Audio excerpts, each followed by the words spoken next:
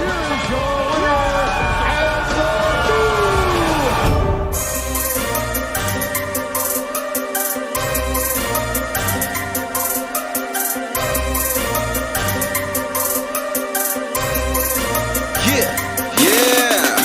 Might be my arrogance, but ain't nobody stopping me. That's how I go when you pay for them shows and you study that pimp biology. Yo, what's going on, everybody? Welcome back. What is today? It is June 1st, Tuesday, June 1st, and I'm not wearing a hat and I don't have my light on in the back. Holy hell. Woo, it's chaos and Dead on Dave Live, but we are here once again back at it, doing the things that we do so well, better than the rest of the world, because that's just what we do here. I hope you're having a fantastic day. Joining me, as always, is the one, the only, the blue-haired, and joining me for our first ever show together, Nixie. How you doing? Hey, it's great to be here on my first ever official show co-hosting. I'm excited for the first official show. Me too. I mean, I always get nervous for the first official show, but it's good to be on a rhythm of the first official show. Mm-hmm. So I got rhythm, baby. You do have rhythm, and your hips don't lie. So this was one of those shows that I was going to do something, but until a couple of stories gestated, I wasn't probably going to do much. And I just noticed that the chat is all wrong. Oh boy, let's see there. Let's see if I can make that work. Look at that. That's beautiful. That's the wrong one too. All kinds of good stuff not working today. Fantastic. But as I was saying, there's a few things one thing happened today that we're going to talk about, the Jake Paul situation. He does have his next fight, and there's some stuff to talk about with that because it's Tyron fucking Woodley. Now it's also Tyron fucking Woodley, and we'll talk about what both of those mean in just a few minutes. We also have the Naomi Osaka situation, which I'm going to try to handle as delicately as I can. This is definitely one of those situations where I feel a lot of things. And because of the nature of the situation, it's going to ruffle some feathers. Just is. But first, let's get a little catch up here with my wonderful co-host. How have you been the last week, my dear?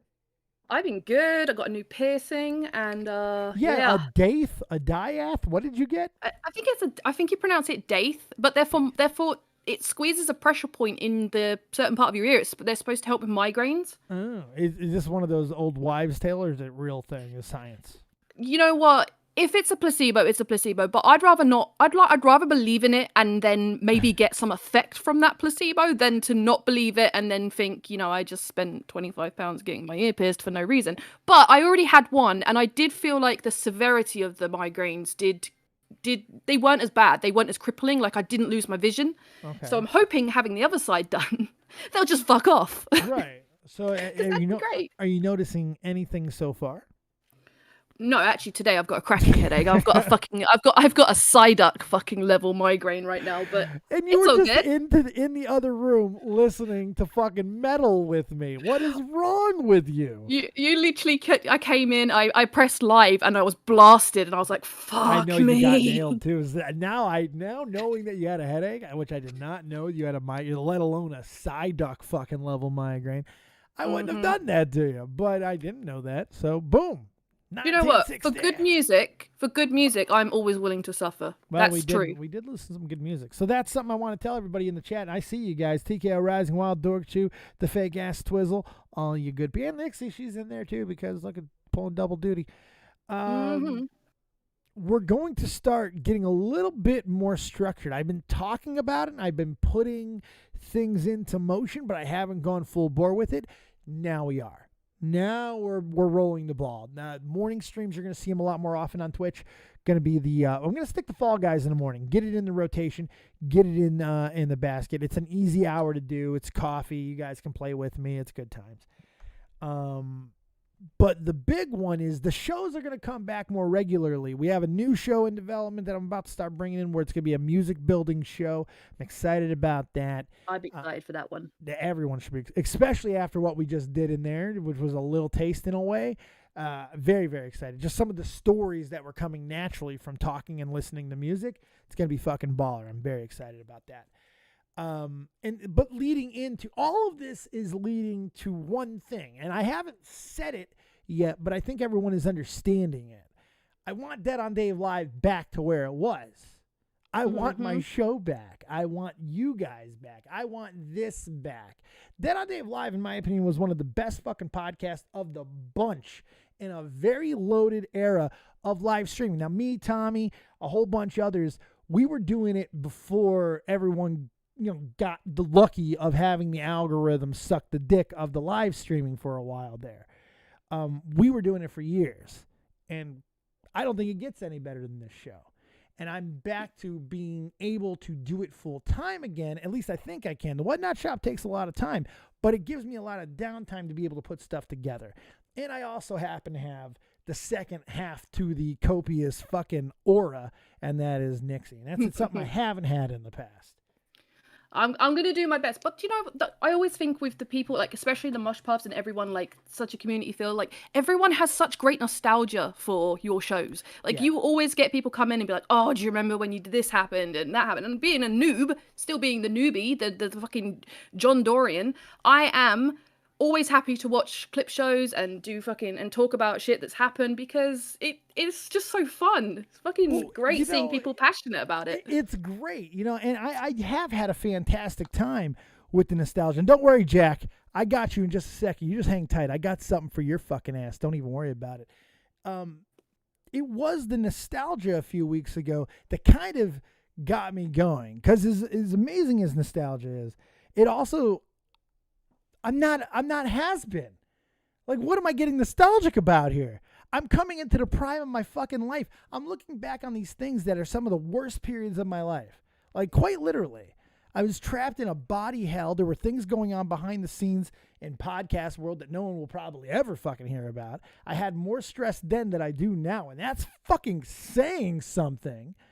But I have these beautiful moments of amazingness to look back on. And it honestly, it really started getting me to wanting to incorporate those moments into a better situation in my life, which is now. I put all the other work in. Why can't I have that too? And then there's some other mitigating factors, meeting other fat people like Dead and Old who fucking motivate me to be better. And fucking everybody around me that are stepping up their game. And what am I doing? Picking trash? Oh, guess what? I'm going to be picking your fucking asses from now on, because here's time for what Jack Vergonia wanted. Because nostalgia, guess what it is? It's for fucking has-beens and people on couches. It's not for Dead on Dave. We're going to create new memories. We're going to create new moments, new shows, new structure. We're going to create new people, new personalities. This is going to be the place that it always was. The people that come in, we want your questions, your comments, your concerns, your hopes, your dreams, your quips, your quotes, your likes, your loves, and all of the things in between. We're going to become that place again, and we do it right now by putting our hands back on the steering wheel and driving this motherfucker either off a cliff or right in the Valhalla. That was for you. You see that? Oh, I love that. I'm fucking in. I'm in. And Dead and Old is his face is fat, so you're calling him a fathead, is what you're calling him. I'm gonna tell him that you're calling him a fathead. When I get him on for an interview, I'm letting him know that you called him a fat fucking head. Congratulations, you're fucked. You're done. We got like quite a few projects like and ideas rolling. I love that. But now they're actually coming to fruition. They're not just ideas anymore. And that's what I like about the last couple of months.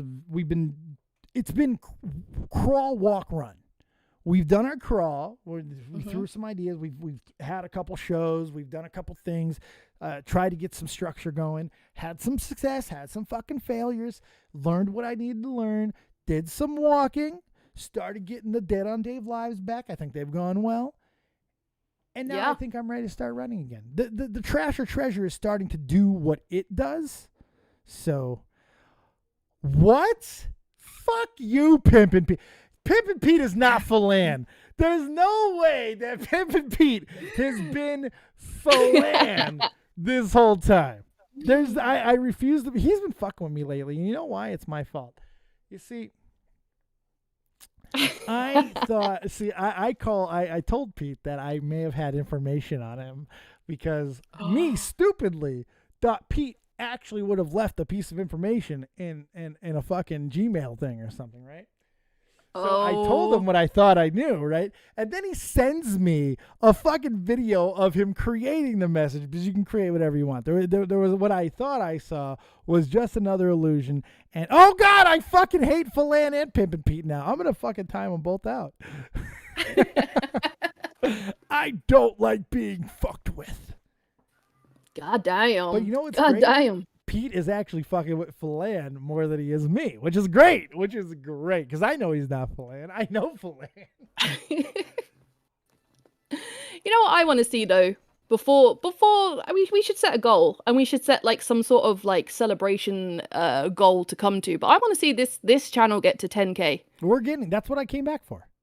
Yeah. I think I know we can do that. There's I know no we question. can do it. I was a pussy hair away from it before. And I It's wasn't even fucking that good. You were good. I'm You were way good. better now. Oh, I'm way better now. I wasn't even good back then. I was kind of good back then. Now I've got my craft down now. I got my swag. going on. You were good. So but this cat you're definitely better put now. his fucking paw in my drink again, because I just drank kitty litter, and I'm not fucking happy about it. Oh. What's even worse, Nixie, is I'm gonna definitely drink it again. Oh, you know what? That's just because Ollie is definitely fake in cat form. He wants you to eat his ass. That's it. Tea maker, same. I may have showed up with the wrong account. You did. He did. Now that I know as 2 accounts for Tea Maker. Though that I actually know. So that's fucking funny. No, Philan, I know that you're not Pete. It's okay. This is what Pete wanted to do to you. Don't let him do it to you. Don't let him get in your head. No, don't let him get in your head. All right. We actually do have a show somewhat built, because 2 things happen. I think let's start with Naomi Osaka, because if this goes as poorly as I think it's going to go, because I have things to say, I'm gonna want to switch subjects rather quickly, because okay. Let's first start with what happened. Naomi Osaka is the world's best tennis player at the moment. No question. Yeah. She's #1 ranked player in the world. She's 23 years old. She's incredible. She is unbelievable on the court. She is taking over for the Williams sisters, Serena in particular. Mm-hmm. Now, Naomi Osaka, if you have paid attention to her, she has shown signs since she burst onto the scene at like a 19-year-old. She's a kid. She's a baby. Yeah. She showed signs of having issues with interviews, with press conferences. She showed signs of anxiety, which is a very, very common thing nowadays. So fast forward 4 years later, where she's undisputed #1 ranked player in the world. The French Open comes out. She's been getting a lot of the same questions about a lot of the same topics lately. So she felt a couple of weeks ago the best thing that she could have done with the French Open coming up, which is one of the biggest media heavy. The French press love to hit their players. They go and they hit them hard at the press conference. They're known for it. Yep. And Naomi decided that she wasn't going to do the press conferences leading up to or during or after the French Open. Yep. Which is in violation of because it's part of the agreement. You're it's promotion. You got to do the promotion. So she announced it and gave the French Open time to think about it. They weren't happy. And there were some things that were going back and forth, and a lot of pundits, and this is exactly what she wanted to avoid, which is where I'm going to have my issues with it, because she was trying to avoid getting the commentary talking heads, which whether it's on YouTube or in this case, the sports writers, talking and speculating, doing their fucking jobs. Mm-hmm. And by making the French Open about her in a way that you kind of don't do with the majors, it really pissed off a lot of the sports writers, because she took shots directly at them. She was getting tired of the same questions from she mentioned sports writers by name. Right. Okay. This upset them. So they went hard. They went hard, and they criticized the situation. They criticized the fact of going into business for yourself and making about yourself before the French Open.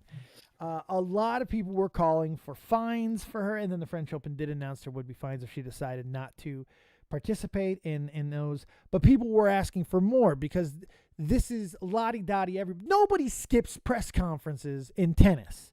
Tennis is boring. You need the press conferences. You need them. You have to have them. Tennis sucks. You need them. Golf needs them. You have to have them. It's how you make your money, essentially. That's where the money comes in. Selling those snippets, those moments. That's the big stuff. You got to get those press conferences. This is where you merch quotes. It's huge. It's where you fuel the next year's promotion. Is those moments. Got to have it.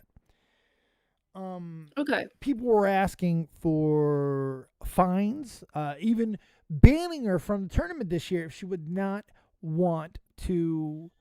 God damn it! Who's calling? Hold on 1 second. Hold on. Let's take a call live on the air. Hello, you're live with Dead on Dave. Jesus. Is anyone there? Hello. Hey, there's a beep. I hear a beep. Hello. Yeah, This is beeping. Beep away for me, baby. looking for Beep twice if you're single. beep beep beep beep beep beep beep. That's only once. All right. This is an important message. Oh. Oh shit. That was actually my city government. Oh. Yeah, sorry, Dylan Dave, you're gonna have to leave the country now. That's funny. Okay. Cheryl, people were calling for her to be banned for the year and all that stuff, and a lot. So days before the French Open, she completely withdraws from the tournament. And she cites her mental health. She cites not wanting to be a distraction. She gets very specific. She talks it's a long, long thing. I would read it. My problem with reading it is I'm going to end up reading parts of it very condescendingly. And I don't want to do that. I really don't. Because I know what she's saying is true. I've gone back and I've looked at the 19-year-old press conferences where she literally had to stop a press conference because she was about to cry. I've seen it. I'm not saying that you can't do this. I'm not saying you can't use mental health as an excuse. I'm saying this is what I want to say about mental health. This is a fucking problem, just in general. I don't know if it's fervor. I can't believe that everybody is mentally fucking gone. And that's what seems to be happening, and it's concerning. I'm not angry about it as much as I am actually fucking scared.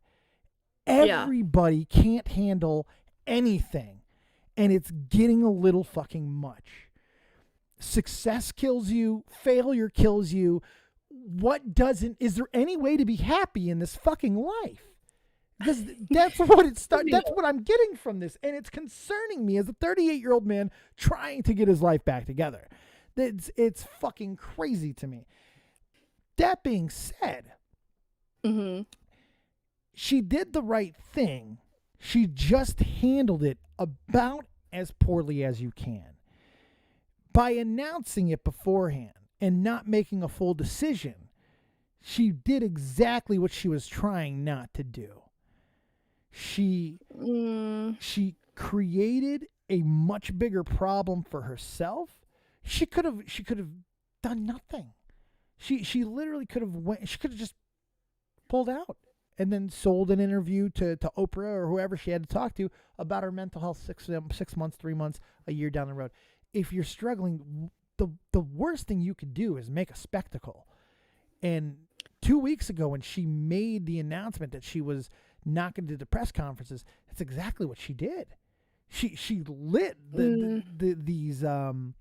these sports writers who depend on these conferences for their livelihood. She lit them on fire and said, we're going to starve you out. And because this is the beginning of that. not giving interviews. Now they're not eating. They can't cover one of the 4 biggest tennis tournaments of the year. Now I'm not saying, ooh, big fucking deal, but for them it is. For them, that's just as big of a deal covering that as it is for Naomi Osaka playing in it. We all have our areas of expertise. We all have our passions. So everybody's reactions are valid. It's one of those situations where why can't we have that anymore, Nixie, where everybody has their opinions of what's going on and they just be valid. They just be accepted. You know, do you understand what I mean by that? I understand, but I have to disagree with you. Ooh, okay. When it comes, okay, so her skill, her passion is playing tennis. Yeah. She's fucking good at it. And like you said, tennis is a fucking boring sport. So yes, you do require a lot of fucking press and all that sort of shit. But if you play something for the love of it, if you play something because, you know, it's your passion, I mean, like, that's a lot of pressure to perform on a level that, you know, like, they have to go and do these press conferences, they have to go talk about this, but she's getting bombarded with the same questions, especially ones related to race, from what I saw with, you know, with that's the culture in which we live now. That is. That's but what, this is why. Let me say one thing real quick. That's what we were told was supposed to happen. We were supposed to have conversations about race openly more often. That's what we were supposed to do. But the conversations about race, about all kinds of acceptance and what's valid and what's not valid and whatever, everything has just been dealt with in the most shittest way, because everybody has social media. Everybody thinks that everybody has to announce exactly how they feel about every situation at all times. And if someone doesn't agree with you, fuck you, you're cancelled. Because, you know, like, so I can kind of understand from an anxiety point of view that if she is feeling like, okay, she says one wrong thing to these people, this whole press, they can turn, which they have done, because, like you said, they've starved her out and whatnot. They can turn her career to shit in a click, and that's exactly what they did. No, only she can do that. No, see, but she had to walk away from her passion because she couldn't deal with the press side. She chose to walk away into a profession that she chose to get into. Now, you could play tennis in your backyard and be just as passionate about it as you are at Wimbledon. She chose to get into a very stressful job, knowing that there are things that you have to do. She is not being asked anything more than any other athlete, big or small. Now, let alone the best in the business. There's just things that you have to put up with, that you have to find a way to deal with. And in the times that you can't, you have to deal with it better than lighting it all on fire. I'm totally in agreement with you. If you can't deal with something, then you have to find ways to announce that, talk about it, find ways around it. But you can't say, I'm not going to do something, and that's final. And then when you get pushback for making that decision and taking emphasis off the tournament, because what you've done is you've just made the World Tennis Association break promises to their sponsors, to their fans, to every television partner that they have. She just crippled the sport. Nixie, that's the number one player in the world who has just said she's not playing in one of the 4 biggest tournaments in tennis. She just took about $10 to $25 million out of the fucking pockets of the World Tennis Association. There's more to it than just feelings. You don't have to live this lifestyle. And if you can't, it's on you to make the concession. And if that means skipping the tournament without creating a firestorm, you have to find ways to do that. You cannot continue to play victim while cashing checks for millions and millions and millions of dollars. You can't, because we're not talking about her getting assaulted with vicious questions. We're not talking about her getting beat up or even cornered. We're talking about organized press conferences where the same questions are being asked to her that are being asked to essentially everybody. Some questions will be a little bit different based on her performance, but she's being asked the same questions as everyone else. And if See, you can't to handle it, me- you walk without setting it on fire. And you do it before a week before the tournament. You do it months before, as soon as you can. And she struggled since the day she walked on. So this is nothing new. Okay, but I'm not saying the world has to bend like to sort of. Well, I'm not saying you are. Well, it's okay. It's- We're just no, no, no. disagreeing. What We're just I'm- having a little no, bit no, of a no. different What opinion. what I'm trying to say is, I would not want to be a celebrity right now. Oh, I I would know. not want to be the sort of person that has any kind of influence or power or anything like that. Why? Because whereas before you might get, okay, we used to get like what the paparazzi might snap a shot of you drunk doing something you wish that you hadn't, and that's the story, right? Okay, and if you hear whispers, and that's the story. Now you get bombarded. You can't turn that shit off. Like, she can turn all her social media off. It'll all be fucking waiting for her when she comes back. It was She no can do- different. It was no different for the top tier athletes back then. You know, I mean, it might have been a little bit slower, but it was no different. You know, and they still had to do their interviews back then. And yes, Riveter, it is part of the whole thing. You have to contractual obligations state that you have to do the press. Yes. And But that's why she was the about only to be thing fired. that you're like, what I'm saying is, if she did the press for all the others, but it was just the French one, which you said was the French one was like, okay, it's the big one, but they're brutal. You said. I think if this was any other tournament at this exact time, she would have done the exact same thing. She's just at her breaking point. Mm-hmm. But I think the problem for people with that is when she announced it wasn't fully about her anxiety 2 weeks ago. It was just about the questions. She attacked the fucking the sports writers. And I mean, fuck the sports writers for all I care. But what I'm saying is she attacked them. She kicked the fucking hornet's nest by making it about them.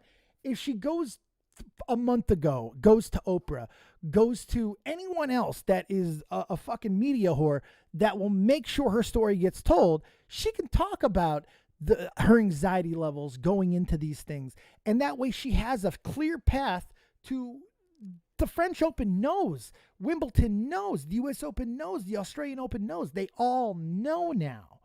They all they understand. It's out there publicly. There's no hush tones. You don't have to worry about being blackmailed by any of these entities now because it's out in the public.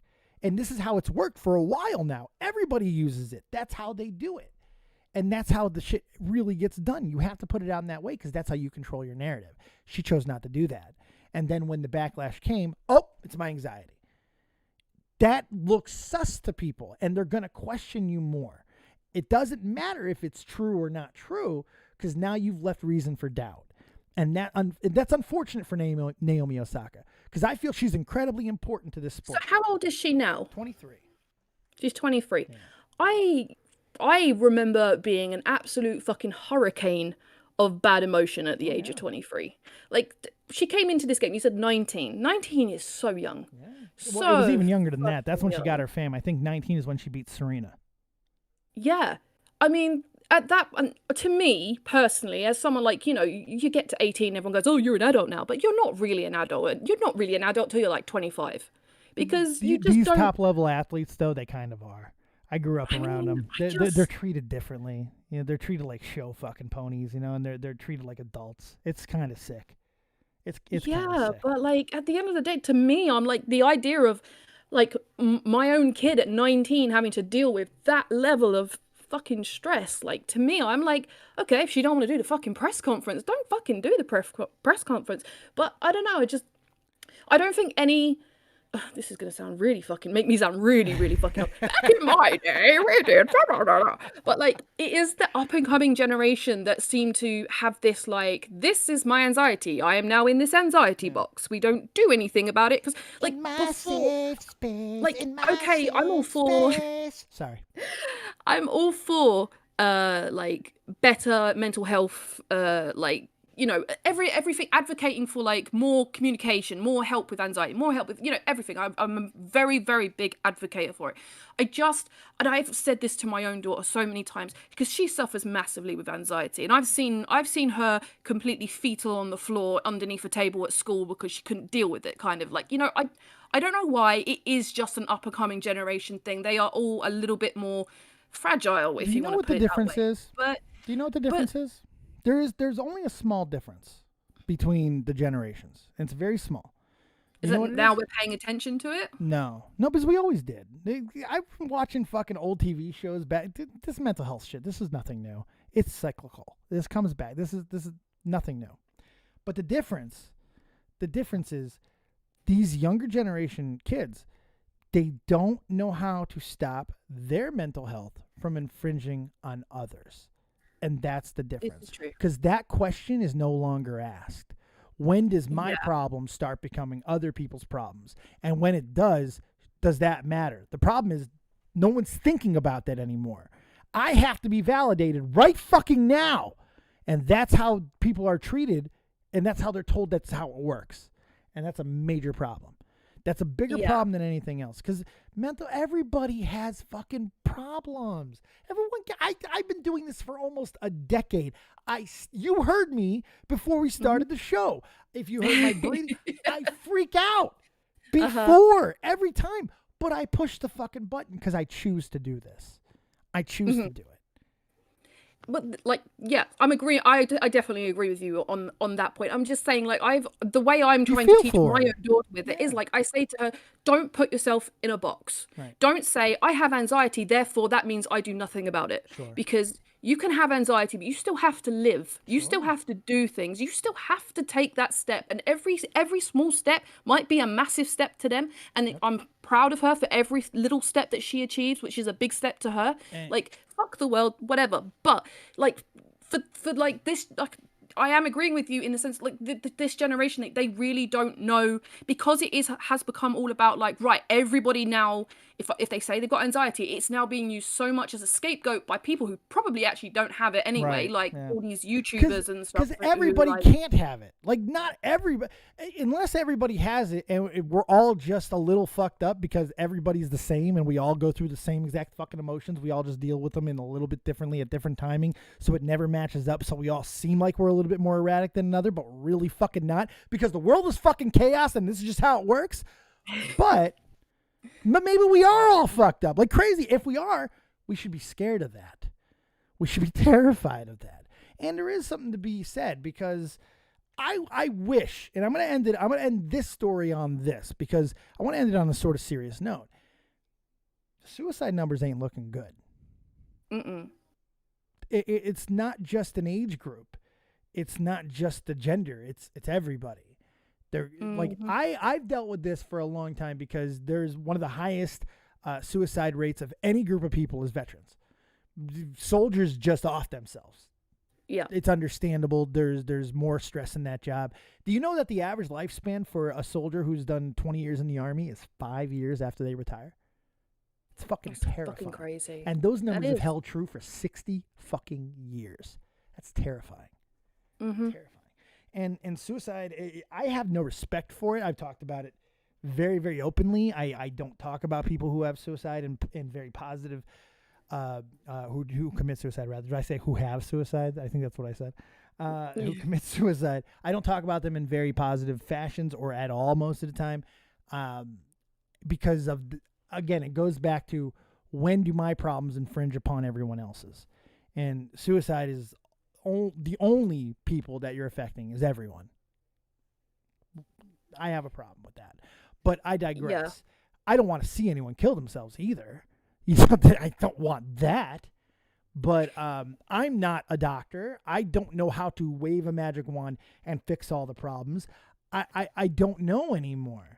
I don't know if a genie can go back in the bottle. I don't know if this is just how life is going to be for the next 20, 30 years until we figure all this social media shit out and learn how to care about everything all at once, all the time, which we never will.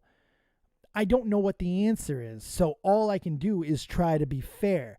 And as you were saying, sometimes in life, all times in life, no matter what's going on with you, you have to keep going. And your choices dictate the things that you have to do, your obligations. And in Naomi Osaka's case, being the #1 tennis player in the world, her obligations include those interviews. And not doing them is one thing. But setting everything on fire on the way to not doing it is unacceptable for the #1 player in the world. And that's my only condemnation of her. That's it. I didn't like the way her and her team handled it. I wish her nothing but the best. I want her to come back strong. I love watching her play. She is a great athlete. She's electric on that fucking court. Electric. Yep. And women's tennis needs that. That's a dying sport. Without the Williams sisters, there is no one left. There's no Grafs. There's no fucking Sharapova. There's not even a Sharapova. There's not even an Anna Kournikova. There's no one. It's Osaka and the Williams sisters, and there are fucking 100. There's no one left. They need her.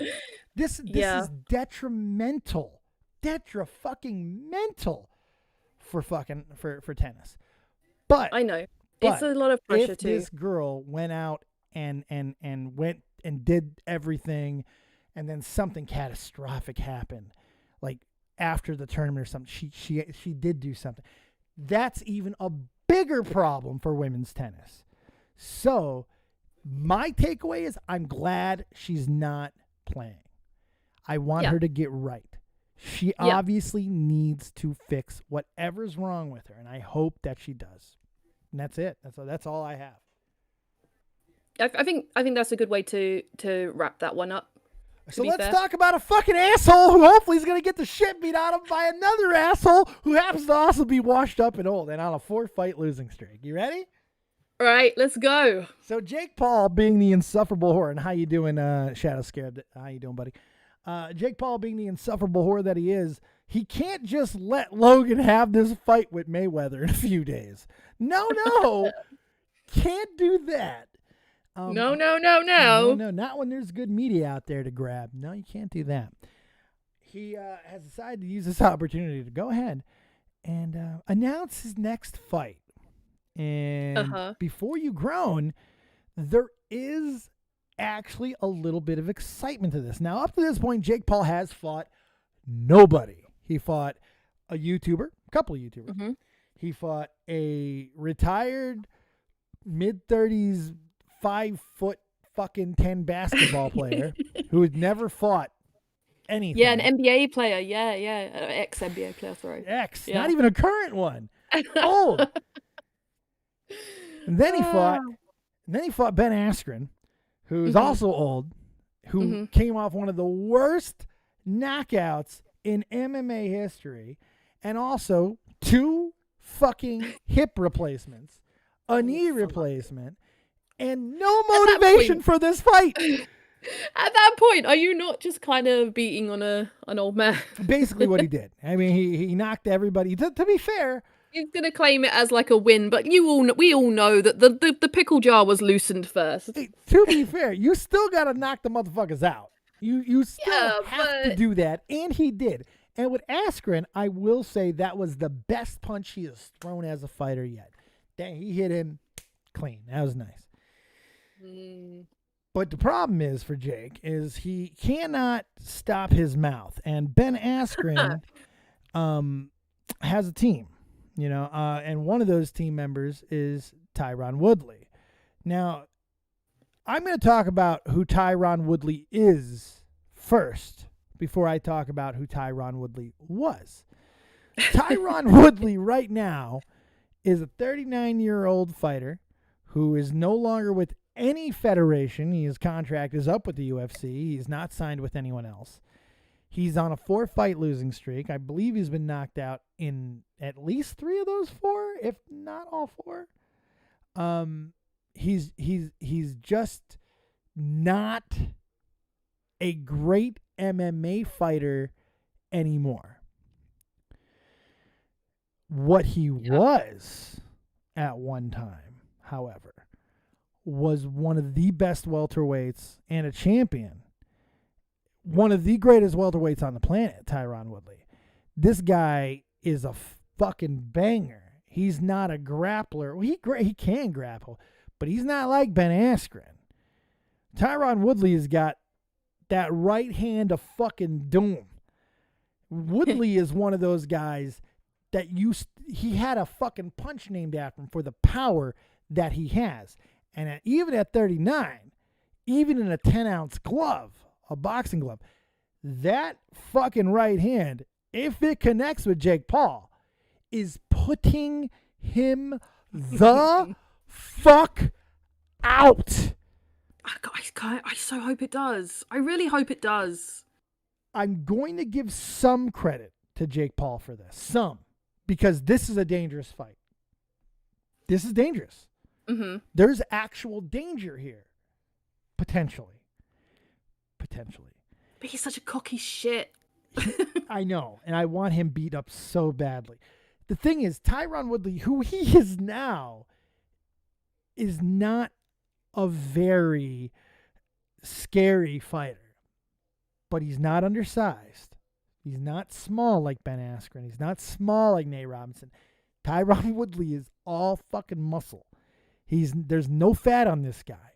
He's big. He's strong. He's got the power of the gods in that right hand. He has laid out some of the best fighters on the planet. And if he connects clean with Jake Paul, there won't be two. Nixie. Mm-hmm. There will not be a second punch. If he hits him, this fight could literally be over in one punch. If they go to the ring and Jake doesn't take it seriously, he's and going to one-punch man him. There's a possibility Tyron Woodley walks to the center of that ring and one punch knockouts Jake Paul. He's going to Saitama his ass. There is a good possibility that happens. I want to be reserved in my predictions because he is 39 and he has been knocked out a lot. Okay. So there is some concern. But this is it for Jake. This is the biggest fight he's had. This is it. This is going to be coming after Logan and Mayweather. So whatever happens with Logan and Mayweather, this only makes it bigger. This only makes it bigger for Jake. If Logan loses, Jake's got a chance to be the fucking man, because if he beats Tyron Woodley, he fights Mayweather, he fights Pacquiao, he fights anyone the fuck he wants, and Jake Paul is going to be so filthy fucking rich and annoying for the rest of all of our lives, I might commit seppuku. Oh my God. Yes. God With damn. a butter knife. Oh, painful. Yes. God damn. But if he loses, he's not going to get outpointed. The only way Jake Paul's losing this fight is by knockout, because Tyron Woodley won't have it any other way. Tyron Woodley is a fucking dynamo. He's going all in. That's the thing about Tyron. He doesn't give a fuck. And I think he wants to take this fight seriously. He also knows the payday he's going to get. Because Ben Askren just got like $250,000. Tyron Woodley's going to get $500,000 because now this is on Showtime. This isn't Triller. This isn't some fucking extra pay-per-view venue bullshit. This is Showtime boxing. Jake Paul has somehow managed to get on one of the most prestigious networks in the history of boxing. Showtime is where everything was in boxing. And Jake Paul has finagled his way in partnership with those motherfuckers, Nixie. I got to give him credit for that. How do you fuck your way to that? They are the biggest case, the Logan brothers. They are the biggest fucking case of fake it till you make it. Failing upwards, really. Failing right the fuck upwards. Fucking hell. Jesus. I hate them, but you have to kind of admire their craft. How the fuck have they managed this? Everyone knows what they're going to do, and they still pay to see it. We're talking about it. We're still doing this because we want to see this guy's teeth knocked the fuck out all over the ground. And how you doing, C-Man? The C-Man Supreme. I see you, buddy. Mr. Irish in the house as well. How you guys doing?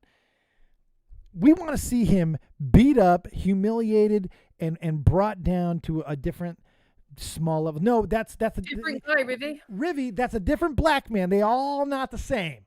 It's a different black man. Stop being racist. No, he stole Floyd Mayweather's hat.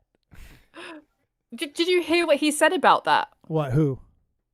So Jake Paul apparently, and I said the Logan brothers. You didn't even correct me. Oh, the Paul brothers. Whatever.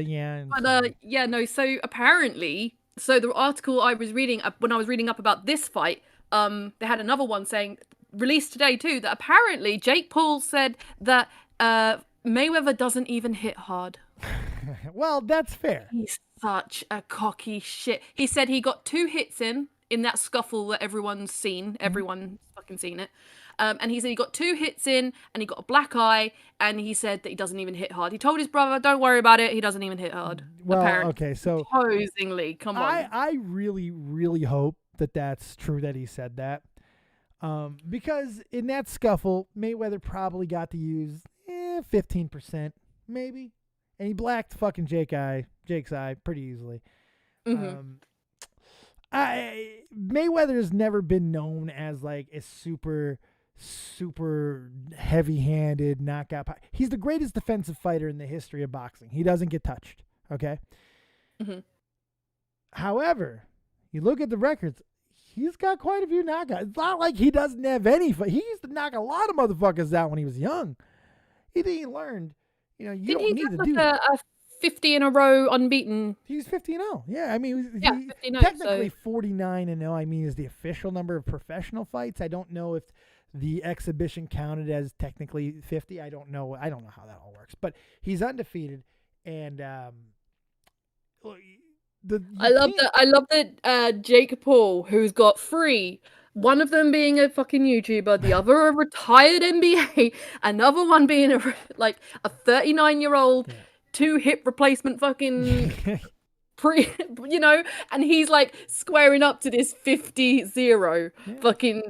Oh my god, I just need him to. I need him to lose a few teeth. I need him to needs reconstructive surgery, and I would ever wish death on anyone. Not at all. That's not me. Paralysis. But fucking, he needs a fucking hiding. That's what we would say. Like, sometimes you get those cocky shits that just need a fucking hiding, and then that's it. The thing is, aside from just his awfulness in general, if he beats Tyron Woodley, I have to start, as a boxing fan, as a combat sports purist, I have to take him more seriously. I have to. And by the way, Riveter, that's hysterical. 51 if you count his wife. That's very true. And all the other women who have also spoken. Shit, he did some prison time over that, you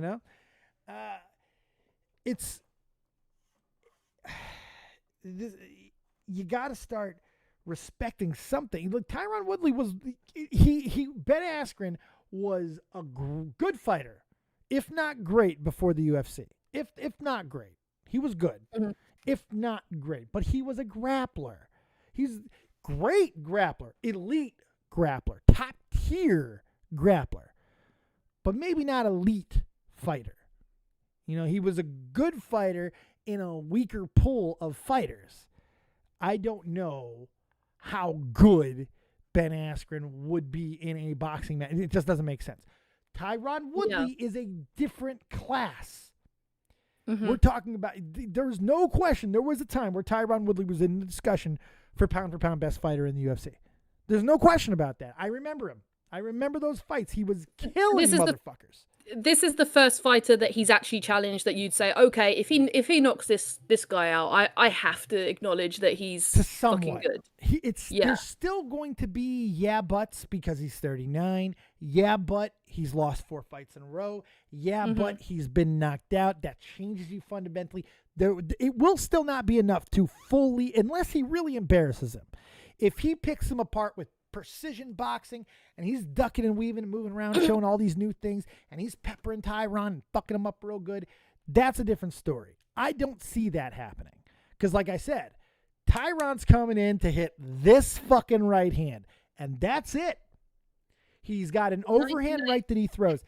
He throws this overhand right, Nixie. It comes all the way up. I believe it gets a little bit of snot out of fucking God's nose, and then comes down with the fury of a fucking mountain avalanche. And he waylays Kissed by Odin. Kissed by fucking Odin. Right His in the eye. Hammer. Force fucking hammer in his eye. My fighter in the UFC, the one that I made in the game, guess what my overhand right is? It's Tyron fucking Woodley's. That's how good that fucking right hand was. Yep. And it's still there. 39 years old, he can still throw that fucking over. It's an overhand right. It's not exactly a fucking precision hook. It's not a cross. It's an overhand right. If you can do this, you're bringing it down with the most amount of fucking force that you possibly can. It's the only punch he throws. He's going to set up with a left, and he's going to bring this fucking thing over. And if Jake is stupid and he does not learn boxing, he's going to fall for the feint, and he's going to get knocked the fuck out. But he's got a chance to shut some mouths. There's no question he's got a chance to shut some mouths with this fight. He will have to shut some mouths with this fight if he wins. What do you think? He's either going to have to shut some. He's going to have to shut some people's mouths or shut his own fucking mouth. That's the reality, surely. If he loses, is he going to eat a fucking piece of humble pie? No. This is the Pauls. No, of course not. Does Logan ever eat a fuck? No. I'll tell you, Logan did some great press for the Mayweather fight. He said something the other day when I was watching him on First Take or something, and he made a real good press for himself. He was like, "Look, I can't box with the guy. You all know that. I know I'm younger than him. I'm bigger than him. I'm so much bigger than him. I have reach. I have a chance." And the best thing is, and this is what he said, this is what got me, and I loved it. Because it's so prototypical. He goes, "I have nothing to lose. If I lose, I lost to Floyd fucking Mayweather. So what?" I mean, that's kind of like a backhanded compliment, like in the sense of like, okay, well, you know what? Well, if he loses, he wins either way. He loses to the greatest fighter of all time. It's not exactly a black mark on his life. No, I guess. If he wins, it's undoubtedly the greatest upset in the history of combat sports. And it's not even close. There's nothing close to this. And that's what got me excited about it. He actually sold the fight to me when he said that. Because if he just catches Floyd, and with his height, his weight, he's going to outweigh him by 40, 50 fucking pounds. Yeah. There's a possibility he knocks him out.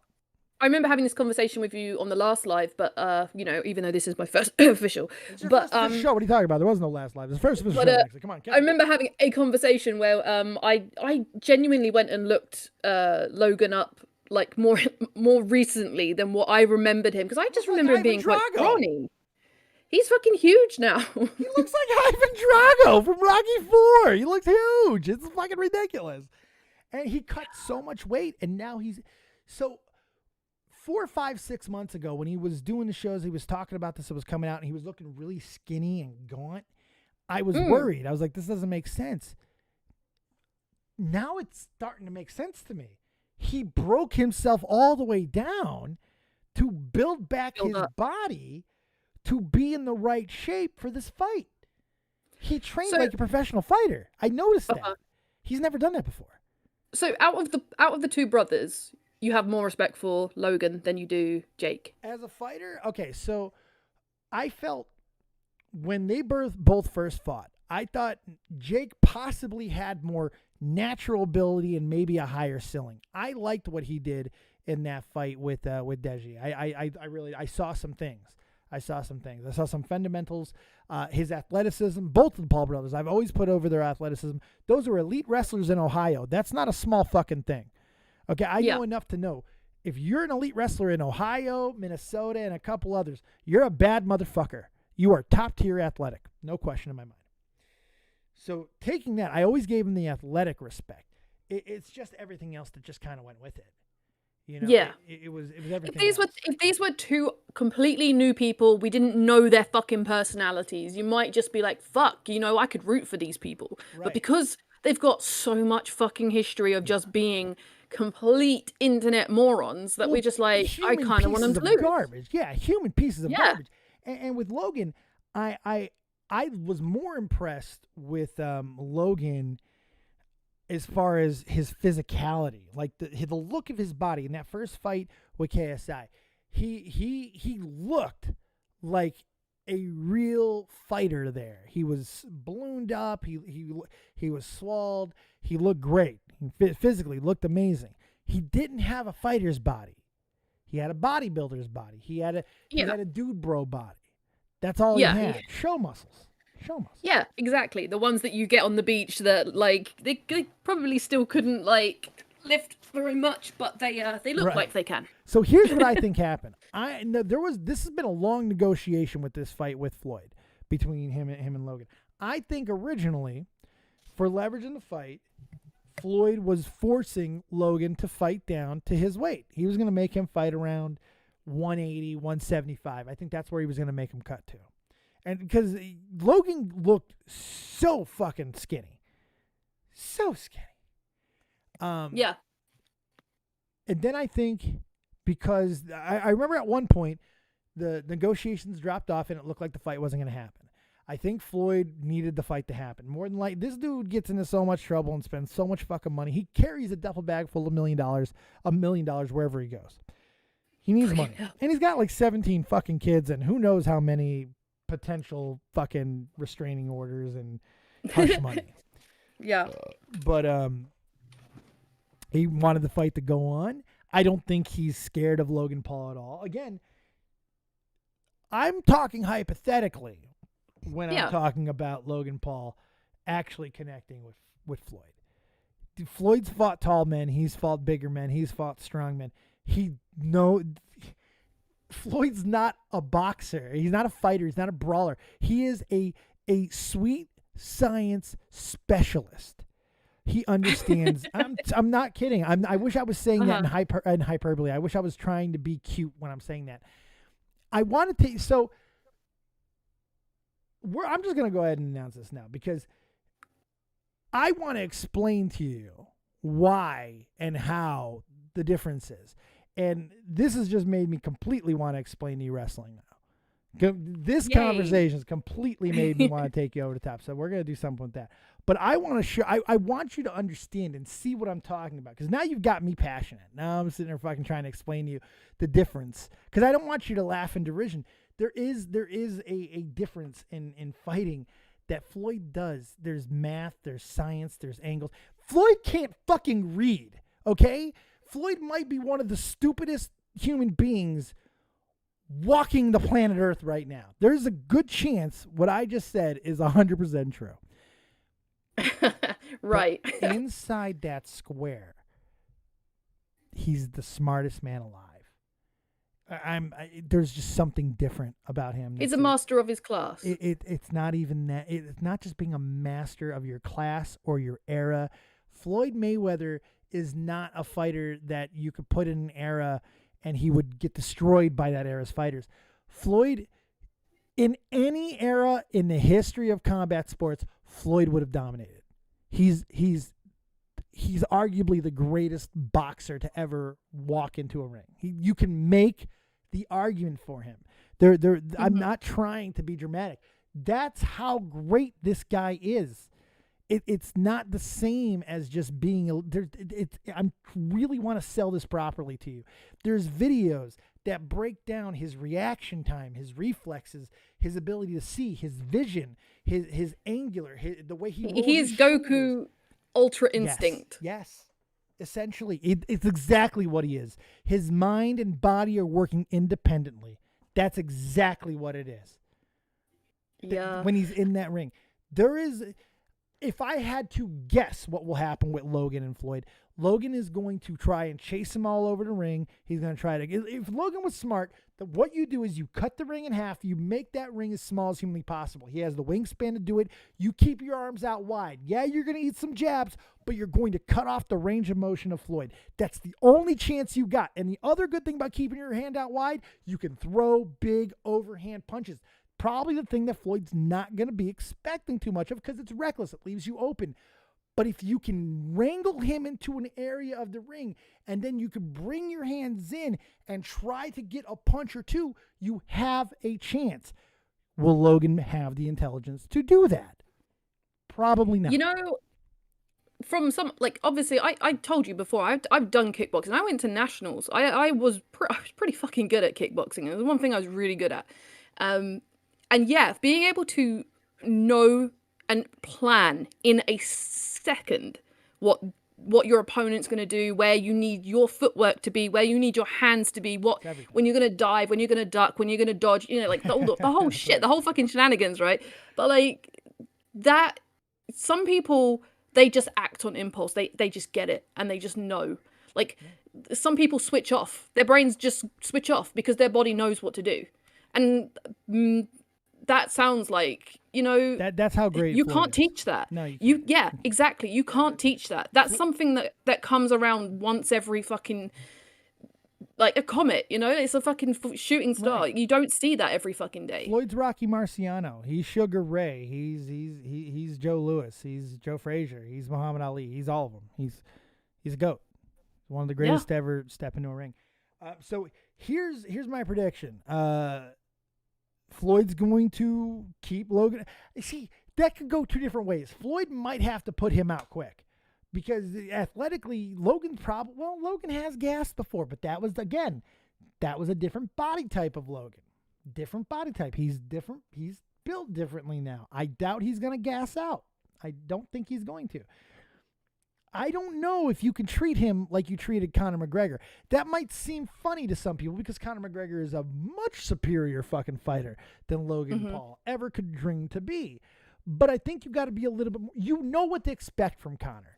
You don't know what to expect from Logan. And that's the difference. The unpredictability is what makes it a little bit harder to plan for because you can't plan for him like you would a normal boxer. He's not a normal boxer. At best, he's trying to pretend to be a normal boxer, give his interpretation of what a boxer is. You can plan for that, and that's what Floyd needs to do. Floyd needs to basically just treat this as another day at the office and try to get him out quick. If he gets it, I think he can knock out Logan Paul. There's no doubt in my mind about that. So either he's going to knock him out quick or he's going to give him the treatment and try to do what he did with Conor, keep him around, make him look like a star, get him out of there in the 7th, 8th, or 9th. Mm-hmm. But I think Logan loses. I'm straight up predicting Floyd wins this fight. Your prediction? Yeah. I'm on that fight. I'm definitely thinking. Do you want to cover the fight? Mayweather. You want to watch it? You want to react? Do a live reaction? When next it's week. the 6th, isn't it? Yeah. Yeah. I have to. Yeah. It'll be fun. We'll do a live reaction. We'll do it over on. We might do it here. Nice. It'll be fun. The other fight, now the fight that was actually in this episode, the one that we were talking about, this one, to me, I'm going to play a little fun here.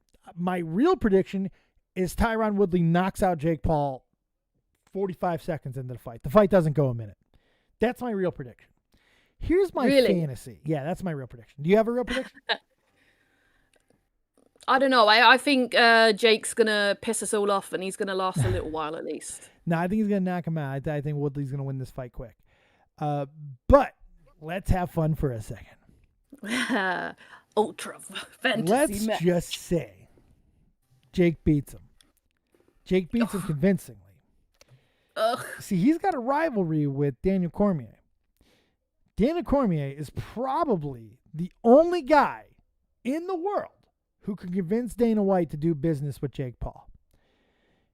If Dana White sees Jake Paul beating Tyron Woodley as a slight to the UFC, because if Jake Paul's smart, he will be like, I just defeated a former UFC pound for pound top guy. Yeah. He can use that leverage and really get under Dana White's skin. Here's what I hope happens. You see, I have a fantasy. I have a wet dream. Here we go. I have a wet dream. I hope Dana White decides to call one guy and one guy only. Because this is all he has to do. He's got to fucking find the phone number of a Hawaiian by the name of Max Holloway. If he calls Max Holloway and decides to put this fight together and let Jake Paul fight in any venue they want, in any style, in any ring, in any gloves, it will be the greatest ass whooping in the history of fucking time. Max Holloway, I'm going to show you this video after this. Max Holloway, very recently in a fight, was boxing another really good boxer in the UFC. A boxer who was calling himself the best striker in the UFC. Okay? Max Holloway picked this guy apart so badly that I'm going to show you this video because just in case you don't believe me. He turns away from the fight while keeping his hands in the direction, throwing punches and fucking slipping punches while talking to the fucking commentary. Shit talking the guy to the commentary while he's slipping punches. This guy is, I think he is the best boxer in MMA. That's who you call. And you put an end to this, because that's what needs to happen. If Jake does happen to be Tyron Woodley, he's going to be so insufferable that you have to put up a real threat. We can't keep seeing these fucking old, past their prime. Yeah, we can't. Someone's got to fuck they're this kid aiming up. for, though, because that, like, okay, like, they're not being taken completely seriously until they fight someone who's fucking in there right now, like in their prime, like actually knocking shit out. They're never gonna get the respect they want until they fight someone who's actually actively still fighting. Preferably a boxer. You know, like a boxer, a guy who only boxes, preferably. But the difference between Tyron Woodley and everybody else that Jake has fought up to this point is Tyron Woodley is primarily a striker. You know, that's what he does. So this is definitely a risk. It's more of a risk than any other fight that he's taken, and I hope I think it will be the end of all of this. This is the end. This is it. I'm kind of surprised Showtime allowed him to take the fight, to be honest. This is the first fight on Showtime. If he gets knocked out bad, that's the end of the ride. But maybe that's the gamble here. Wait a second. Maybe I'm wrong. Maybe that's exactly why Showtime did it. From a corporate stance, it's pretty fucking smart, because I mean, think how many people extra now they've got on, like, paying for their pay-per-views and shit just to see this, because they've got all of fucking Jake Paul's fans. I mean, they can't all be 12 forever. No. You know, they're gonna be like 18 now. Surely they've been on YouTube for what, at least 6 years. Oh, well, more than that. Well, but even besides that point of it, no matter what happens, I mean, they win. If Jake Paul beats Tyron Woodley, they just invested into the next big thing in combat sports. He writes his own ticket. He can fight anyone he wants. People are going to be banging down the door to get those paydays, to get those bags, to fight Jake Paul. And Showtime is going to take off. If Jake Paul gets destroyed like I think he's going to, what's the big deal? It's over. They release him from his contract. What's the big fight? They already made their money off the fight. Crowd. Exactly. They're going to pull a massive crowd out of this either way. So either way, this is brilliant by Showtime. You know, it's a little bit of a grimy move in that, when you look at it from that perspective, because I mean, where are the days of when you used to really strive to put on the best possible fights for the entertainment of the fans? That's a trick question, Nixie. That never existed. Fuck the fans. It's all about the money. It's all about the fucking payday. Fuck them. Get in there and fucking buy the fight. Pay for it. Don't steal it. We'll fucking prosecute you. Get your ass to the fucking thing. Don't scalp our tickets. You better buy the hot dogs and try our fucking nachos. I swear to God. Try the nachos. Pay for the toilet too. That's how it works. Mm-hmm. God damn, but it's intelligent. It's intelligent, but I don't know. Yeah. Maybe they thought the sport was dying without, like, new blood, so they've literally just brought in the shittiest of new blood to purposely stir the pot. You may have just really hit the nail on the head, because for the last 15, 20 years, that's all anyone talks about is how boxing is a dying sport. But to me, this is also a weird way to go about it, because boxing purists ain't having this shit. You know, I'm shocked Teddy Atlas is supports as much of this as he does. And he wants to see Jake Paul knock the fuck out real bad. Teddy Atlas, real motherfucking bad. But that's the thing. The purists want to see him get knocked out so bad. They're buying the fucking tickets. Well, more than likely, Teddy Atlas will end up training against Jake Paul at some point. It's just he'll train somebody. And then he'll get a fucking payday from it. They're all getting fucking paid. Well, they're all getting paid by talking about it anyway. So, I mean, at the end of the day, it works out. But, I mean, you also don't want your sport to be a spectacle. A spectacle doesn't help your sport either. There has to be some sort of integrity, and that might also be the little underlying brilliance of this move, because you kind of have to have him fight somebody, and Tyron Woodley, to some people, is just enough of a somebody to make this matter. So I guess this kind of relating back to the first story, you saying about how the press conference were like the big thing for like tennis. I guess like the lead up, the build up, the rivalry, the shit talking, the back and forth. That's all part of any kind of fighting. Yeah. It is. So you think about it, really, it's so intelligent to take YouTubers who cause the most fucking drama of anyone anywhere nowadays and bring that shit into a sport that's struggling, because they're going to bring all their fucking drama, and that's what they want. They want people to be ramped. They want people to be pissed off. They want people to be angry and happy and fucking every fucking emotion. So yeah, actually, no, I kind of have to say, like, this makes so much more sense to me now. It makes Before I was just like, why are they even getting the time of day? Like, what fucking athlete wants to deal with it? But actually, no, this is actually really fucking smart. Fuck. Well, it's smart. It's just, it's also really ugly. You know, like watching Ben Askren take a fucking unmitigated ass whooping for nothing. Yeah. Fake doesn't get paid. What are you talking about? Fake don't get paid. It's like Fake doesn't do consistent work enough to get paid. What are you talking about? The fuck? It's like feeling like it's dishonoring the sport, but at the same time, it's creating more attention to the sport. So it's actually a double-edged sword. You know, it is. It's tough. What is worth more? You know, but it all depends. It depends on what happens. You know, if Jake. What if Jake Paul beats Tyron Woodley, gets involved with more people at Showtime, who is some of the biggest connections to the fight industry ever, gets this kid with the best trainers in the world. Over the next 3 or 4 years, he continues to he's still, before he's fucking 30, maybe he's a real fucking fighter. There's a chance for that. Logan too. Yeah. If he was able to beat Floyd Mayweather, the world's his fucking oyster, because I guarantee no one's gonna say anything about him if he beats him. No, Jesus, you can't say anything. But their wet dream, you have to know their wet dream is to fight each other one day. Oh yeah, it has to be. That's what this is all for. That's what this is, the build up for the Paul showdown. And that happens whether they win or lose. They hate each other, don't they? Like, they love each other, then they hate each other, then they love each other. Like, I don't think they like. I think they love each other because they're family, but they've never liked each other. No, that's what I'm saying. So, like, they are the biggest fucking rivalry that's been going on since forever. So, and the great thing is, whether they win from now on or lose to the end of the time, that fight still happens, and that fight's still important. People will still want to see those two beat the living shit out of each other. Yeah. Trash treasure videos were no. You don't get me started on that. I'll smack the fucking shit out of you.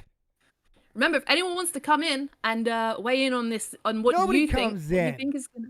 No, I want people. I want to know what people think. I want to see. They don't care about me. They don't give an ass. They won't get their little scaredy bitch asses in here.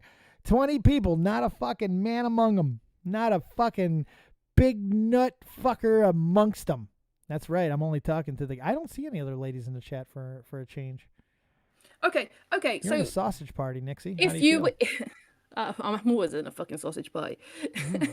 I am the BAP in the sausage pie. Anywho, what I want to know, if you were cured tomorrow of all your ailments and you were blessed suddenly out of nowhere with, perfect health, perfect muscles, perfect everything, who would you want to fight? Logan or Jake? Let's go, Jake. Let's go, Logan. I want them all. I want them. Let's go. I'm ready. I'm able. Let's fucking do it. Woo!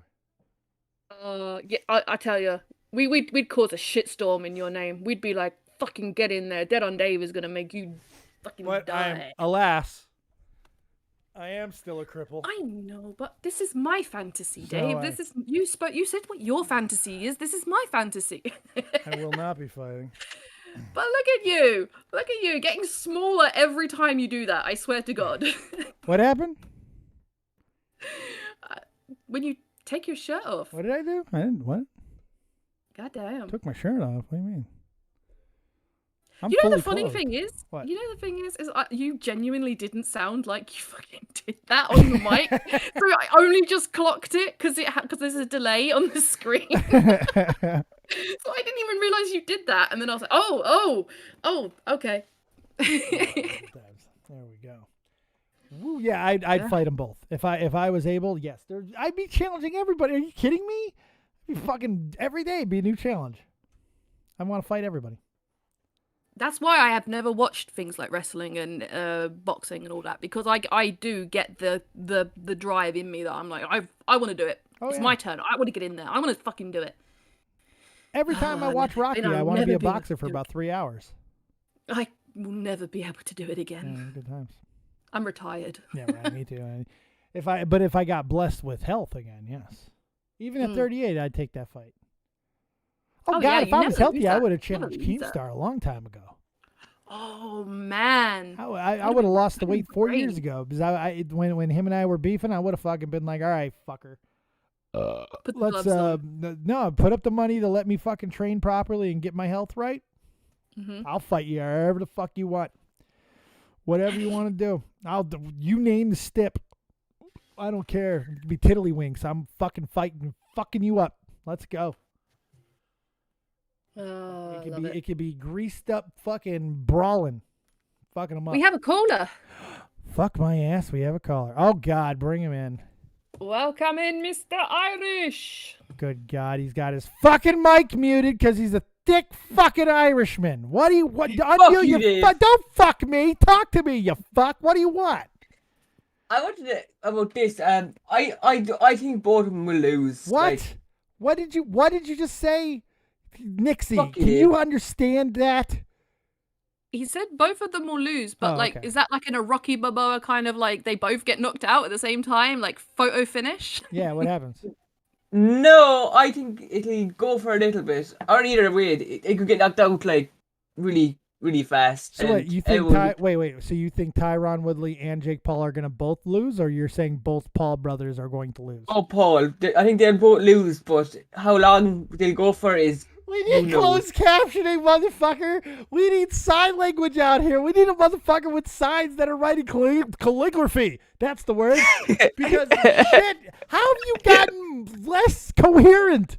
It's been years, motherfucker. Like, let's get you into a program. Why can I understand you? Because you're American. Fuck you. It's not all my ears. It's your mumble mouth Irish fucking potato face. Fuck you. Nah, it's you. It's you. You can't understand Irish. Cunt. No, you're a cunt. Do you have anything else other than those two fucks losing? Wait, the I want to What? Go ask him a Go question ahead. first. Who would you fight, Jake or Logan? Jake. Oh, that Jake. pussy ain't fighting either one of them. They'd kick your ass, This Irish. is fantasy land, Fuck you, Dave. Dave. Let us all live us fantasies here. Hey, I fuck him up there. I get him in there and I give him a good Hey. talking to. Hey, fucking eat. Hey, your Dave, at least asshole. I've more a chance of fighting than you anyway. I'd fight you. How about that? Bring your fucking ass over to the East Coast. I'll give we're- you a kicking, a We're all thrashing. fighting each other now. What you do? Fight me with your cane? I've seen pictures of you. What do you weigh? 74 fucking pounds? I shit bigger than you. You better bring some fucking backup. Pipe cleaner looking motherfucker. I'll tie you in knots. What are you gonna do? Come on. I've What gone to if I take buffets on- and yes. eaten more than your weight. What the shit? Well, I don't know. He came off. I love you, Irish, and I miss your face. You got anything else? Get out of here, you fucker. Fuck you, Dave. Fuck you, you fuck. Bringing filet. Falan is in the chat. Welcome in. How you doing, Pete? Hello. Hello, Pete. Hello. I'm not Pete, I'm Fallon, okay? This sounds like you're Jimmy Fallon. No, I'm just Fallon. You sound like you're on a voice changer. I'm on mobile. You're on mobile, a mobile voice changer. No, just mobile microphone, like stupid headphones. So how long have you been pimping Pete? I am not pimping Pete. Can you prove to me that you're not pimping Pete? If we go back to like your last year's, some of your VODs, you'll remember me from like talking about wrestling and Well, that shit. doesn't prove anything. You see, what I'm gonna need you to do is I'm gonna need you to give me access to all of your like. Dude, I accounts. fucking follow you on Twitter. That Like I doesn't matter fucking either. You know how many people troll me? I get trolled by everybody. Dude. I'm the easiest trolled guy in the world. You could be 17 different people. You could be Nixie for all I fucking know. I have no idea. The world's a crazy place. I am Nixie. I am Nixie Perestroika. I was going to say maybe Falan should fight Pete, but then we're not supposed to talk about Fight Club. That is a great joke, Nixie. That's a great joke. Do you even know how good of a joke that was? Yeah, I said it. You said it, right? But you know how good of a joke it was? You that was great. That was great. I'm proud of you. Do you get that Yeah, joke? I wish I did that joke. Do you I'm get- not smart like that. No, because you made Pete up and he's just a figment of your imagination. You're the same person. Spoilers if you haven't seen Fucking Fight hell, Dave, for real though. Like, I'm not pimping Pete. Nixie Fuck said him. it. I didn't fucking say it. Nixie said it. Don't get mad at me. Get your fucking fight her. Beat her up. Nixie, fight him. Just to warn you, I fought in national levels, so. That's right. Alright, I Let's went go. to kickboxing for like 2 months, so Nope. Oh, okay. Nixie, will you be able to overcome your lack of penis? I think I might manage. So I've got chesticles. yeah, that's true. She can bash you with them. And Oh, yeah. if she needs to, pop out another kid, lactate, and blue milk in his eyes. Bam. Squirt them in the eyes. That's how I used to win. Exactly. All right, Philan, do you actually have anything, or what's up? okay, I have something. I think it would be fun if both of the Paul brothers win. I think it would be a great shit show on the internet. Oh, it would be a shit show, Oh, wouldn't no it? It'd question. be fucking awful. God damn. A hell from which we can never escape. Oh my god, can you imagine the bragging rights they'll have? Fucking it would be insufferable. One of them's got to lose. They're both gonna fucking lose. It's gonna be great. I wasn't confident in Jake losing to Askren, especially after watching his doughy, fat, fucking. Oh, what a scumbag he is! Why would he just take the money? Like, did he just go, hey, Maz already fucking knocked me out in the most humiliating way possible? Fuck it. Why not get my ass kicked by a fucking asshole? Why not? I'm getting paid a fucking $500,000, whatever. Fuck it. Jeez. People were saying that fight were rigged. What do you think, Dave? Oh, it wasn't rigged. He got beat. No, I don't think for a second it was rigged. Askren didn't care. I don't think Askren took a real punch. Yeah. I don't think he took a fall. I've watched that punch him enough times. He was fat, out of shape. He didn't want to be there. He didn't care about being there. Yeah, I think it wasn't rigged, but he definitely didn't care enough about it in the first place. He knew he was getting a payday whether he fucking won or lost. So why do you need to care? Especially when you're coming off of two hip replacements. Why do you care? That's the difference. That's why I got to give Jake a little bit more. This is a demonstrably big step up in competition. He's fighting a real striker. Like I put over Floyd Mayweather and his ability.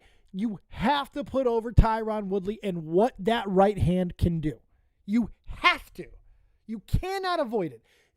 If Jake Paul was smart, you don't train for anything else.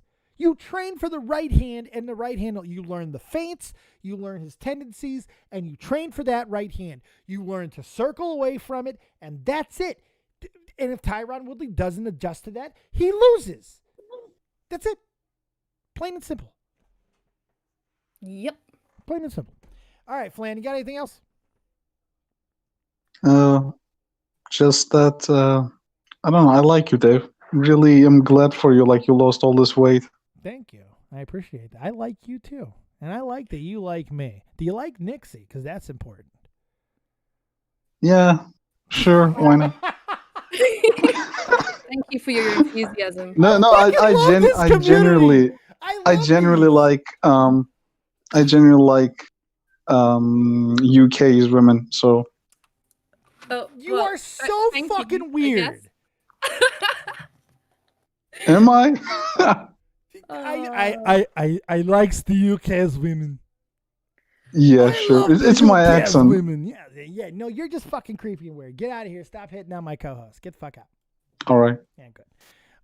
You gotta. All right. I love it. Yeah. So this episode, you're getting a little bit more of the old school taste. Like you got Irish. I mean, you got Mr. Irish. That's a little bit of a different world, isn't it? Yeah, but I'm kind of used to speaking potato, so That's true. This is cool. That's true. it's Yeah, cool. but he I get hates you, Irish. You It's know, fine. you can't help hate. He can't help hate you. He's Irish, so the Irish still hate. The Irish love me. Excuse me. Kirsty loves me. Carl loves me. Fucking Cursor loves me. They all love me. Fucking Irish love me. That's a good point. Maybe I'm wrong. Oh, Casey's loves you too. I think. Casey's loves me too. That's yeah. four So Irish. That's basically all of them. Yep, that's all of Fuck Ireland. Pete, I really fucking hate Pete so much. Read what he just wrote in the chat. Read what he just wrote. So, okay, I'm back. Sorry, I was in a call. Well, Let it. Did it land? Did it land? Did you get it? I got it. He's such a fucking dick. Philan. What's great about Pete knows how to pick a patsy because Philan is so fucking hapless that he helps it. Yeah. He wrote right after. Well, I called in. Christ Almighty. We know nothing now, Philan. We know nothing. Thanks a lot. You fucked it up. All right. Do we have anything else? Oh, thank you, TKO. Oh yeah, we do. Have Are you something. Irish? He fucked your name up real good. Yeah. Nixie. He always adds the S in there. Nixie. Fake. I love you too. I'm not Irish, but I'm gay and I matter. Yes, it's your month. You're being. This is the one month where only sunshine gets pumped up your asshole. Aww. That was good, right? Wholesome, kind of. Sunshine Get and to make a rainbows. dick in the ass joke. Oh, that shit. How amazing would that be if that was the logo? The gay rainbow going up an anus and it says June on the O-ring. June 2021 on the O-ring. How great would that be? And You know, it would be even great for gay Irish because then they get a pot of gold at the end of the rainbow too. fuck in the asshole. The Yeah. gold's in the brown eye. That's fucking amazing. Hell, if Civic Coffee comes from shit, I get my gold from a butthole too. I would dig a fucking. If I knew someone's asshole was paying out gold doubloons, yeah, I'm putting on a hazmat suit and we're going fucking turd spelunking. Sorry. By the way, I have a Zion Smith in my chat. Do you have a Zion Smith in your chat? No, you fucking don't. Unless you do, but then you do. That's pretty amazing. That's all I got. I don't have anything else. I think that was a good dick and fart joke to kind of go out on. Not much else. Yeah. Not much else to say here. So let's get awkward. Let's get weird. I like you, Dave. I like that you like me, Nixie. How do your feet smell right now? Like gold doubloons. Hey, must have been up a gay asshole. On that note, let's wrap it up. Thank you so much, everybody, being here because Dead on Dave Live is back. Both hands firmly on the wheel and doing the things that we do better than anyone else. So hopefully we'll be back in the next couple. Isn't that great? I follow up a very confident statement with hopefully we'll be back. Hey, we will be back very soon. More shows are coming. Come check out Twitch. We're going to be live in the morning. I'm probably going to end up going Twitch tonight again because I want to play some games. 7 Days to Die has been a lot of fun. I want to keep that going. Also got some treasure stuff that I want to take care of. Make sure you're checking out all of that over on Facebook. And I think that's basically all I have. Nixie, what's going on with you? Let them know, tell them, and promote anything that your talented, beautiful body's got going on. Well, I'm actually on a week hiatus this week from streaming, but you know what? I feel like my Instagram needs some love. So if you want to follow me as Nixie and Nixnax for my photography account, then that I would really appreciate that. Dang. If you have the time, if you don't mind. if you don't mind. Find a few moments, maybe, perhaps. There's some nice pictures there, apparently. So. Well, you happen to be a very talented person. Thank you. You're welcome. You too. So good Anywho. show, yeah. Did you have a good show? Did you have a good time? Did you learn some things about Naomi Osaka or Jake Paul? By the way, did anyone even fucking have the slightest inkling that she researched both of those things an hour before the fucking fight or the show? She's The amazing. fight. She's me. Yeah, shut up. I researched it before. But we're Yeah, definitely gonna we're gonna follow up on these. The fight's not until August for Jake Paul. Okay, that's which cool. is not that far away. We got the other fight coming up here, so we'll be covering all that. Expect more things, and all that stuff is turning in the right direction. So, alrighty. Thank you guys very much for being here on another fantastic day in the Dead on Dave Copious Kingdom. We will see you next time. As soon as that's gonna be, could be as early as tomorrow. You never fucking know. Well, at least I might be here. Nixie's got D&D. D&D. It's D&D. Virgins till the day we he